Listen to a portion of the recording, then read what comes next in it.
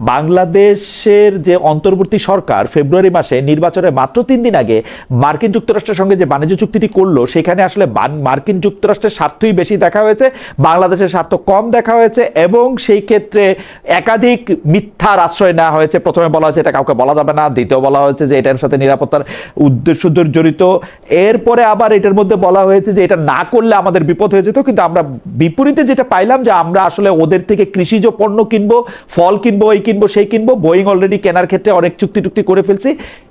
আমার শুধু একটা জায়গায় আপত্তি, 3 দিন আগে কেন করা হলো এবং 2026 সালের 9 ফেব্রুয়ারি ওই চুক্তিটা না করলে বাংলাদেশের গার্মেন্টস আর কোনো অর্ডার পাইতো না। ব্যাপারটা এরকম এসে দাঁড়াইছিল। না না না না না আমি ওটা বলা ফেয়ার হবে না। কিন্তু আপনাকে বলি একটা ন্যাচারাল কনসিকোয়েন্স হয়তো ধরুন এই যে 3 দিন আগে হয়েছে, এটা কি আপনার কাছে পরিকল্পিত মনে হয়? এটা এমন হতে পারতো যে আরো 3 মাস পরে হতে পারতো না। 12 তারিখ ইলেকশন থেকে অন্তর্বর্তী সরকার 9-3 দিন আগে কোনো কিছু সাইন করে না তো। না করলেই ভালো হতো। এক হিসেবে যেহেতু গভর্নমেন্ট ইজ এ কন্টিনিউয়েশন, না করাটা তো উচিত ছিল। ঠিক আছে, আমি মনে করি এখন উইথ হাইন্ডসাইট, যেমন এই যে হামের ব্যাপারে বলুন খালিদ, আপনার এখন মনে হবে যে ডেফিনেটলি টিকা দেওয়া উচিত ছিল। এখন ডেফিনেটলি স্মার্ট গভর্নমেন্ট, আর ওনারা তো ওই সময়ের জন্য গভর্নমেন্টে এসেছেন, ওনারা কিন্তু অনেকে এমন না যে দীর্ঘদিন রাজনীতি করে বা গভর্নমেন্টে আসার জন্য প্রিপারেশন নিয়ে কাজ করতে পারতো। যে আমার মনে হয় অন্তর্বর্তী সরকার 3 দিন পরে নির্বাচন থাকা সত্ত্বেও সেটা করছে এবং বর্তমান সরকার একজন দর্শক রাকিব হাসান উনি বলছেন যে মার্কিন চুক্তিতে বাংলাদেশ ক্ষতিগ্রস্ত হলে তাহলে বর্তমান সরকার সেই চুক্তি থেকে বেরিয়ে আসছে না কেন? সেটিও একটি প্রশ্ন। বর্তমান সরকার শুধু চুক্তি থেকে বেরিয়ে আসে নাই, চুক্তির যে প্রধান কুশীলব তাকে সবচেয়ে বেশি পুরস্কার দিছে, তাকে আর কি পুরস্কার দেওয়া যায় ওই এলন মাস্কের বলে আমি জানি না তারা আর কি পুরস্কার দেওয়া যায় সেটাও ভাবতেছে। এটা তো আসলে ডক্টর ইউনূস সরকারের দোষ দিয়ে লাভ নাই, এটা তো ডক্টর ইউনূস সরকার এবং বর্তমান তারেক রহমান সরকার দুইজনেরই এবং উনি বলছেন ডক্টর রহমান কিন্তু শুধু পররাষ্ট্রমন্ত্রী না, ওনাকে সরকার নমিনেট করেছে ইউনাইটেড নেশনস এর এবং উনি হইছেন 99 তিনি তার জন্য ক্যাম্পেইন করা হয়েছে। আরো পুরস্কার দিবেন, ওনার প্রতি আমাদের কংগ্রাচুলেশনস। ওনাকে আরো পুরস্কার দেওয়া উচিত। আমি আপনাকে বলি এটা একটু ইন পার্সপেক্টিভ আপনাকে দেখতে হবে। এই চুক্তিটা আমাদের জন্য ভালো হয়েছে এবং ইউরোপ ভালো হয় না। চুক্তি কারোর জন্যই ভালো হয় নাই, ইউরোপের জন্য ভালো হয় নাই, ভারতের জন্য হয় নাই, কারোর জন্যই হয় নাই। আমরা চুক্তিটা করতে বাধ্য ছিলাম। দেখুন প্রত্যেকটা দেশই বাধ্য ছিল, প্রত্যেকটা দেশ। কোন দেশ দাঁড়িয়ে ছিল চায়না ছাড়া? বুঝলাম বুঝলাম কোন দেশের আমেরিকা আমাদেরকে চুক্তিটা করতে বাধ্য করছিল অবশ্যই, এবং তাহলে 100% ডিউটি বসিয়ে দিত, 200% ডিউটি বসিয়ে দিত। ওদের এই 45 বিলিয়ন পিস শার্ট বিক্রি করতে হতো না ওদের দেশে, আমাদের থেকে ভালো করে ওরা দিতেছিল। ওরা কি আমাদের দয়া করে? এটা শুনেন, দয়ার ইস্যু নয়। তাহলে এটা কিসের কথা? হলে যখন বন্দুক ধরা হয় তখন বন্দুক ধরা হয় না। আমরা একটা জিনিস পরিকল্পনা, আমি একটা জিনিস বুঝতে চাই, এই জিনিসটা আমি বানাই, আমি এটার মধ্যে পার্টনার না কেন? আমি কেন দয়ার জায়গায় আসি যে ও আমাকে বন্দুক ধরতে পারে যে তোর এটা আমি আর কিনুম না? আমি কেন কইতে পারি না যে তোর কাছে আর বেচুম না? খালেদ, আপনি তো নিউ ইয়র্কে থাকেন। জি, you have seen the liberation data কি ছিল, কি বোর্ড নিয়ে আসছিল তারা, প্রত্যেকটা দেশের উপর তারা 40% 50% বিশ্বাস করে নাই, করে ইনক্লুডিং ইউরোপিয়ান ইউনিয়ন। অ্যাবসলিউটলি করছে, কিন্তু কেউ কি আমাদের মতো এরকম প্যানিক করে এই চুক্তি, এরকম একটা চুক্তি সবাই প্যানিক করে করেছে। ইংল্যান্ড প্রত্যেকে এসে হোয়াইট হাউসে এসে ধর্ণা দেয় নাই, প্রত্যেকে এসে হোয়াইট হাউসে লাইন আপ করে নাই। যে সরকার চলে যায় তাদেরকে দিয়ে কিছু অপ্রিয় কাজ তারা করে যায় ইচ্ছা করে, পরবর্তী সরকারের ভালোর জন্য। পরবর্তী সরকার সেটাই করেছে। আপনারা নীলকণ্ঠটা হইলেন, বিষটা আপনারা গলায় ধারণ করলেন। হ্যাঁ, আচ্ছা ঠিক আছে, আমি আপনাদের কাছে একটু আসি। এইটা আমার কাছে এই পর্যন্ত এই চুক্তি করার পক্ষে সবচেয়ে জোরালো যুক্তি মনে হয় যে হয়তো আমরা যেহেতু সরকার থেকে চলে যেতেছি, আমরা আমাদের এই আমার শুধু দুইটা দাবি এই চুক্তি নিয়ে। আসলে আমি অনেক কথা বলতেছি, আমার শুধু হচ্ছে দুইটা দাবি, সরকারও বলুক, প্রফেসর আসারিজ মনসুর, ডক্টর আসারিজ মনসুরের মতো এই চুক্তিটা আমরা ভালো হয়েছে, আগের সরকার খুব ভালো কাজ করছে এবং আগের সরকারের যারা যারা এই চুক্তি করছে, খলিলুর রহমান সাহেবকে পররাষ্ট্রমন্ত্রী বানাইছি, বশির সাহেবকে এখন একটা কি সিলভার একটা মূর্তি বানানো যেতে পারে তার জন্য, এবং আমরা এই চুক্তিটাকে ওন করি, এই চুক্তিটা আমাদের জন্য খুব ভালো হয়েছে, এটা বলা উচিত। তারা কথাই বলে না, এটার জন্য মনে হয় যে আর কি কোথায় জানি কি লুকাইছে। যাই হোক, এই জন্য আমি প্রথম প্রশ্ন এটা করেছিলাম যে বিএনপির সঙ্গে আপনার আসলে দূরত্বটা কোথায় হলো? বিএনপি তো এমন না যে ডক্টর ইউনূস সরকারের লোকজন রাখে নাই, বরং গুরুত্বপূর্ণ জায়গায়। আমি আজকে গুনতেছিলাম, প্রেসিডেন্ট, নিরাপত্তা উপদেষ্টা হয়েছেন হচ্ছে পররাষ্ট্রমন্ত্রী, অ্যাটর্নি জেনারেল হয়েছেন আইনমন্ত্রী, বিডা চেয়ারম্যান রয়ে গেছেন, শুধুমাত্র বাংলাদেশ ব্যাংকের গভর্নর, যিনি আবার এদিকে এটা সাহায্য করতেছেন। এটা কেন হইতেছে এটা আমি জানি না। যাই হোক, ইসলামী ব্যাংকের হেড অফিসের কার অনুমোদন ছাড়া নির্বাচনের আগে একটি গ্রুপকে 40 কোটি টাকা ঋণ দেওয়া হয়েছে, এটা সালাউদ্দিন আহমেদ বলেছেন। সালাউদ্দিন আহমেদ এটাও বলেছেন যে চাকরিচ্যুতি করা হয়েছে 9,000 লোকদের, শেয়ার হোল্ডারদেরকে সম্পর্কে বলেছেন যে শেয়ার হোল্ডারদেরকে কিভাবে, তার শব্দ যদি আমি ব্যবহার করি, কিভাবে খরিদ করা হয়েছে সেটির ব্যাপারে বলা হয়েছে। তিনি আরো বলেছেন ইসলামী ব্যাংকের শেয়ার ডাকাতি করে নেওয়া হয়েছে। ডক্টর মনসুর, 5 আগস্টের পরে কি ইসলামী ব্যাংকে যে অনিয়মের অভিযোগ স্বরাষ্ট্রমন্ত্রী তুলছেন এবং স্পেসিফিক কিছু কথা বলছেন, স্পেসিফিক কিছু গ্রুপের কথা বলছেন, সেগুলি কি তিনি মিথ্যা বলছেন? দেখুন, আমি সত্যি মিথ্যা বলতে পারবো না। আমি বলবো যেটাকে বিচার বিভাগ দিয়ে নিরপেক্ষভাবে তদন্ত করা হোক, এবং যদি সত্যি সত্যি কোনো ইরেগুলারিটিস হয়ে থাকে, যারা এটা করেছেন তাদেরকে দায়বদ্ধ করা হোক।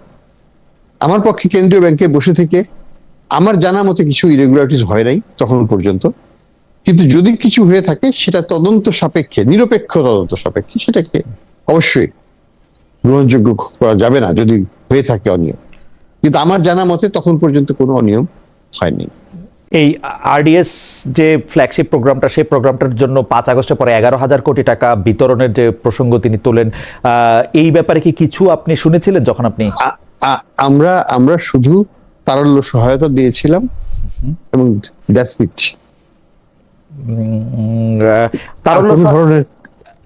আর কোন ধরনের কোনো স্পেশাল সাপোর্ট ইসলামী ব্যাংকে দেওয়া হয়নি। ইসলামী ব্যাংক যখন 9,000 কর্মচারীকে চাকরিচ্যুত করা, তখন কি বাংলাদেশ ব্যাংক থেকে কোনো ফ্ল্যাগ রেজ করা হয়েছিল যে কেন এদের এই চাকরিচ্যুত করা হচ্ছে? আমরা তাদের কাছে জানতে চেয়েছিলাম যে কিভাবে করা হচ্ছে, কেন করা হচ্ছে। তারা আপনাদের যেটা তারা বলেছিল, অবশ্যই তারা বলেছে যে তাদেরকে অ্যাপয়েন্টমেন্টই ছিল ইরেগুলার, কোনো পরীক্ষা হয়নি, কোনো কিছুই হয়নি, শুধুমাত্র একটা সিভির ভিত্তিতে তাদেরকে পটিয়া থেকে এনে এটাকে চাকরি দেওয়া হয়েছিল। এবং ইসলামী ব্যাংক আমাদেরকে বলেছিল, বাংলাদেশ ব্যাংকে লিখিতভাবে বলেছিল যে তারা যে পরীক্ষাটা নিয়েছে সেটা নিয়েছে ইন্ডিপেন্ডেন্টলি, ঢাকা ইউনিভার্সিটির বা কোনো একটা স্বতন্ত্র একটা টিম যারা কয়েক হাজার লোককে পরীক্ষা নিতে পারে, তারাই পরীক্ষাটা নিয়েছিল। সেখানে 5,000 পরীক্ষার্থীর মধ্যে পরীক্ষা দিয়েছিল মনে হয় 500-600 মতো, বাকিরা পরীক্ষায় দিতে যায় নাই, কারণ তাদের যোগ্যতা ছিল না। এটাই আমরা ধরে নিচ্ছি যে পরীক্ষায় তো ভয় পাবে কেন? 5 বছর 6 বছর 10 বছর চাকরি করার পরে পরীক্ষা দেওয়াটা তো খুব সহজ হয়ে যাবে, কিন্তু তারা তো আসলে চাকরি করেনি। তো যাই হোক, এখন কথা হলো যে তারা যদি পরীক্ষায় ফেল করে, পরীক্ষায় না দেয়, তাহলে তো তাদেরকে রাখার কোনো যৌক্তিকতা থাকে না। তারপরেও এই যে 500 জন পরীক্ষা দিয়েছিল তাদের মধ্যে 440 জনের মতো পরীক্ষা পাশ করেছিল এবং তারা চাকরি ফেরত পেয়েছিল। তারপরে যে 60 জন বাদ পড়েছিল তাদেরকে পরীক্ষা দেওয়ার জন্য ব্যবস্থা করা হয়েছিল। আপনার কাছে কি মনে হয় যে 5,000 জনের মধ্যে মাত্র 500 জন পরীক্ষা দিল, 4,500 পরীক্ষাতে এপিআরই করলো না, এটার কারণ কি হইতে পারে? এটা কারণ তাদের অযোগ্যতা, তারা অযোগ্য ছিল সেজন্য সেই পরীক্ষা দেয় নাই। হ্যাঁ, হয়তো ভুল সার্টিফিকেট জাল ছিল, তারা এইসব কারণেই সাধারণত তারা আসবে না। ওকে, আর যাদেরকে তারপরে নেওয়া হলো তারা কি আসলে প্রকৃত একটা সিস্টেমের মধ্যে দিয়ে তারা গেছিল? যারা পরবর্তীতে পরীক্ষা দিয়ে যারা পাশ করেছিল তারা তো তাদের আগের পদে বহাল হলো। ইসলামী ব্যাংকের মধ্যে নতুন কিছু নিয়োগ হয়েছিল 5 আগস্টের পরে, যারা চাকরিতে, মানে আপনি 5,000 জনের মধ্যে 500 জনের কথা বললেন, আরো কিছু তো নতুন নিয়োগ হয়েছিল, তাদের কি যথাযথ পরীক্ষার মাধ্যমে নেওয়া হয়েছিল কিনা? অবশ্যই আমরা মনে করি সেটা যথাযথ পরীক্ষার মাধ্যমে একটা কথা বলি, আমি একটা কথা বলি, সেন্ট্রাল ব্যাংকের পক্ষে জি, কোন ব্যাংকে কি কাকে নিল কি এটা দেখার দায়িত্ব আমাদের না। ওকে, তাদের বোর্ড আছে, ফেয়ার এনাফ, তাদের বোর্ডের দায়িত্ব হচ্ছে এটা। Fair enough. মানে আমি আপনি আসলে জানেন না যে এই ক্ষেত্রে আপনি আসলে জানার দরকারও নেই, আমি জানতেও চাইবো না। কেন জানবো? অনিয়ম হলে পরে যদি কেউ কমপ্লেইন করে তখন আমরা সেটাকে দেখবো। না, সেটা কেউ কমপ্লেইন করে না, সেটা ঠিক। ডক্টর আসাদ মনসুর, আপনি গভর্নরের দায়িত্বে এসে বলেছিলেন টাকা ছাপিয়ে ব্যাংকগুলিকে দেবেন না, পরে সেটা দিয়েছিলেন, মানে টাকা না দেওয়ার সিদ্ধান্তে স্থির থাকতে পারেননি আপনি। রুগ্ন ব্যাংকগুলিকে টাকা দিয়ে আপনি বাঁচিয়ে রেখেছিলেন, এছাড়া নাম ধরে ধরে বলেছিলেন দুর্বল ব্যাংকগুলির নাম, এটা বলে আমানতকারীদের মধ্যে ভীতি ছড়িয়ে দিয়েছিলেন। এটা কেউ কেউ বলেছেন ব্যাংকিং সেক্টরে আপনি অস্থিরতা তৈরি করেছেন।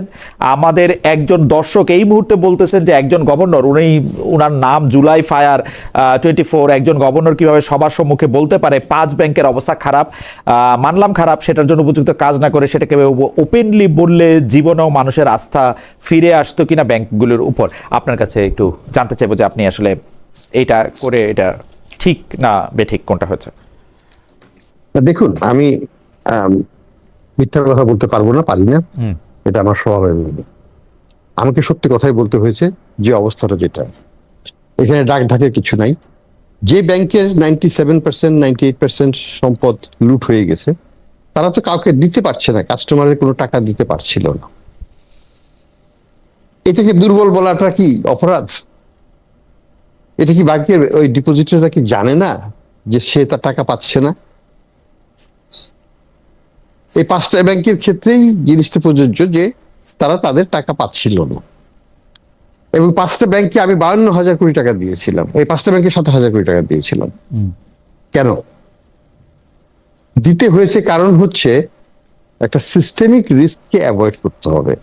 সেন্ট্রাল ব্যাংকের দুটো দায়িত্ব। একটা দায়িত্ব হচ্ছে সিস্টেমিক রিস্ক কোনো মতে ইমার্জ করতে দেওয়া যাবে না, যেটা আমাদের ব্যাংকিং খাতকে এবং আর্থিক খাতকে পুরো ধস নামিয়ে দিতে পারে। আমরা তাকেই ট্যাক্স করি যে ট্যাক্স দেয়, হ্যাঁ, যে ট্যাক্স দেয় না তার কাছে আমরা যাইও না। তো কোর্ট ডিপার্টমেন্টকে ডাইনামিক হতে হবে অবশ্যই।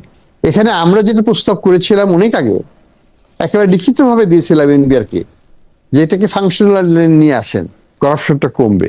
একই লোক বর্তমানে 360 ডিগ্রি, অর্থাৎ 9,38,000 কোটি টাকার বাজেট, এটা টোটালি একটা আননেসেসারি অ্যাম্বিশিয়াস ল্যাভিশ একটা বাজেট। আমাদের এই ল্যাভিশ বাজেট দরকার নেই, কারণ প্রথম কথা হচ্ছে এটা আনইমপ্লিমেন্টেবল। স্যার যেটা বলেছেন যে যেখানে আগে সর্বোচ্চ রেকর্ড হচ্ছে আপনি 4 লক্ষ কোটি টাকার মানে এনবিআর রেভিনিউ কালেকশন হয়েছে, এবং যে নন এনবিআর এবং নন ট্যাক্স রেভিনিউ সহ টোটাল রেভিনিউ কালেকশন এখন পর্যন্ত 5 লক্ষ কোটি টাকা কোনো বছর হয় নাই। সেখানে আপনি কিভাবে এজ এ রেসপন্সিবল গভর্নমেন্ট আপনি বলতে পারেন যে 7.5 লক্ষ কোটি টাকা আপনি উঠাবেন? যদি আপনি উঠাতে পারেনও, দ্যাট উইল বি পিউনিটিভ। হ্যাঁ, আপনি যদি গ্রোথ দেখেন 51% গ্রোথ, এটা দরকারও তো নেই আমাদের। প্রথম কথা হচ্ছে যে সরকার, আমি দরকার নেই এজন্য বলছি যে আমাদের তো এটা কোনোদিন হবে না, বাড়ানো মানে কিন্তু ডেভেলপমেন্ট না, তাই না? সো গভর্নমেন্টের উচিত ছিল কোয়ালিটি অফ স্পেন্ডিং। আমরা নিজে আপনি ধরুন যখন বাজার করতে যান, আপনি জাস্ট মানে spending more money doesn't necessarily mean you get more value for money.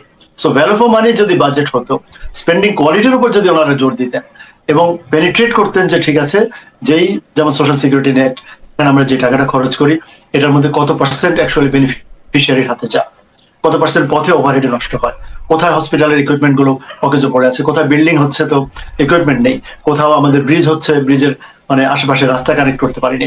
So আমার মনে হয় বাংলাদেশের এবার, সেদিন আমি একটা প্রোগ্রামে যে জনাব সাকি বলছিলেন যে এক্সিস্টিং 1330টা প্ল্যানিং কমিশনের এখানে ওয়েবসাইটে আছে, আরো নাকি 1277। আমি ইনিশিয়ালি মনে করেছিলাম যে 1277 যেটা একনেকে পাস হয়েছে সেগুলো মানে অ্যামাং দ্য এক্সিস্টিং ওয়ান। এখন শুনলাম যে না, এক্সিস্টিং 1330টা প্রকল্পের সাথে আরো 1277টা প্রজেক্ট নিয়ে ওনারা ঢাউস একটা এডিপি বানাচ্ছেন। এবং উনি আমি বলতে চাই না যে উনি ওনার অভিজ্ঞতা নেই, কারণ যে দেশে থাকুন, বাংলাদেশ থেকে তো আরো বেশি উন্নত বিশ্বে উনি ছিলেন। আর বাংলাদেশ থাকতেও তো হি ওয়াজ থরলি ইনভলভ, মানে মাননীয় প্রাইম মিনিস্টার এবং ওনার প্ল্যানিং মিনিস্টার, ওনার ফাইন্যান্স মিনিস্টার। এই পরিমাণ করের বোঝা, যে বললাম যে আপনি চাইলেও এই অর্থনীতি কি এই পরিমাণ করের বোঝা বইতে পারবে কিনা?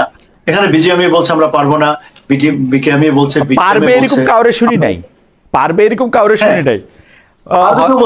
পারবেও বলছে না। মানে আমি শিওর জনাব আমির খসরু মাহমুদ চৌধুরীকে জিজ্ঞেস করলেও উনি যেহেতু ব্যবসায়ী, উনিও মানে বা ব্যবসায়ী একটা পরিবার, উনিও বলবেন না যে উনিও পারবেন। হ্যাঁ, খসরু ভাই has always been in favour of low taxes, এবং ওনাদেরকে আমি মানে अगेन লেকচার দিতে চাই না, ওনারা জানেন না বোধ হয়, কেউ না কেউ মাথায় ঢুকিয়েছে যে আপনি যত বেশি বড় বাজেট দেবেন তত বেশি উন্নয়ন হবে, তাহলে লো বাজেট মানে লো ট্যাক্স, তত লোকজন একটু পাম্পটা, ডক্টর হাসান এস মনসুরও বলছে যে নতুন সরকার ক্ষমতায় আসছে, দলের লোকজন একটু পাম্পটা থাকে। আমাদের হাতে আর একদম সময় নাই। ডক্টর ওয়ারিসুল করিম এবং ডক্টর হাসান এস মনসুর, আপনাদের দুজনকে অনেক অনেক অনেক ধন্যবাদ। আমরা